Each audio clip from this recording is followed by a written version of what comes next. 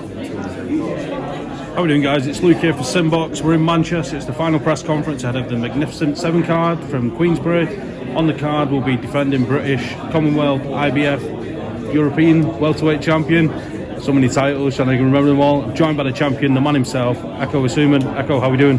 Yeah, I'm good, thank you. It's good to be here again. Fight week. I'm raring. I'm good to go. I can't wait to get in the ring and that. Yeah.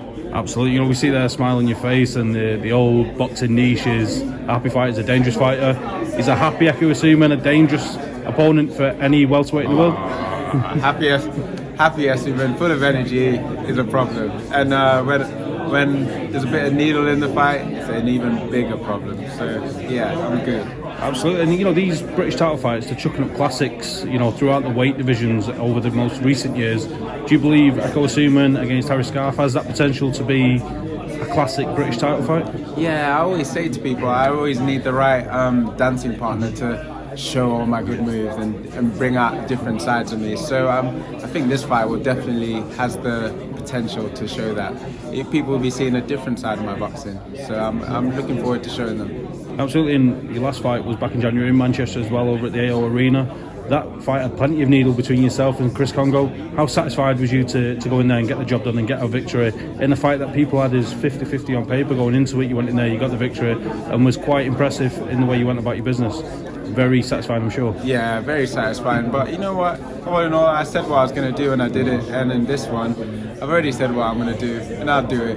But yeah, a very satisfying fight, and he brought out a different side of me as well in that fight, because he showed a different kind of skill set for me to just crack down on, break, and then take over.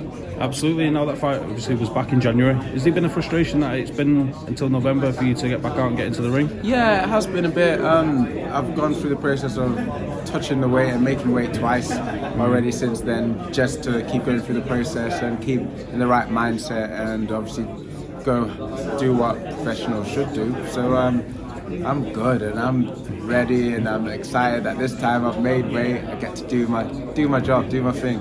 Absolutely. And of course, you know, we mentioned at the start there that the titles that you've been collecting, British, Commonwealth, European, IBF European titles, there's not much more for you to do at this kind of level of fighter. So I'm sure, you know, you're going to expect to go in there and get the job done against Harry Scarff. But we've seen at world title level now, Terence Crawford's been stripped to the IBF title that's held by John Boots Ennis. Is that the route to the world titles now? When you see him start to fragment, is that where Eko Asuman steps into world title level in 2024? I'd happily fight Joe Ennis. I think our names got connected during lockdown, but it didn't make sense at the time because of, I think, the lead time till a possible fight was a bit too close and whatnot. But yeah, I'd happily go that route. But bringing things back to where they should be.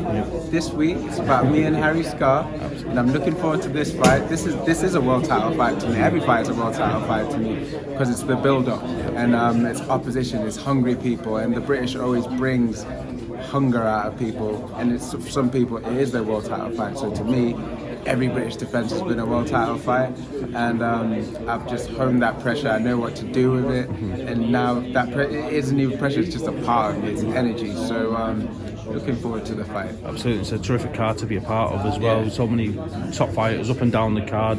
Something I'm sure you're very excited to be a part of on Saturday night and get to display your skills on a platform when there's going to be plenty of eyeballs. Yeah.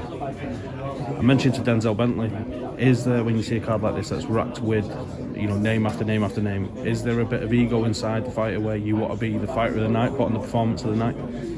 I don't even think about them kind of things. I just think, you know what, I need to, my only real opposition is myself, so I need to do better than I did last time. I need to do better, be better at this, be better at that, do better at this. So when I'm looking back to my fight, I'm like, yeah, I like that. Oh, you know what, that wasn't good, but I like that. So I'm my biggest critique, and so because of that, I'm not fussed about getting fired. Like people thinking, oh, that was the match of the night, fight this and that. I'm just bothered about performing to the best of my ability, which I will do. And showing people what I've been working on.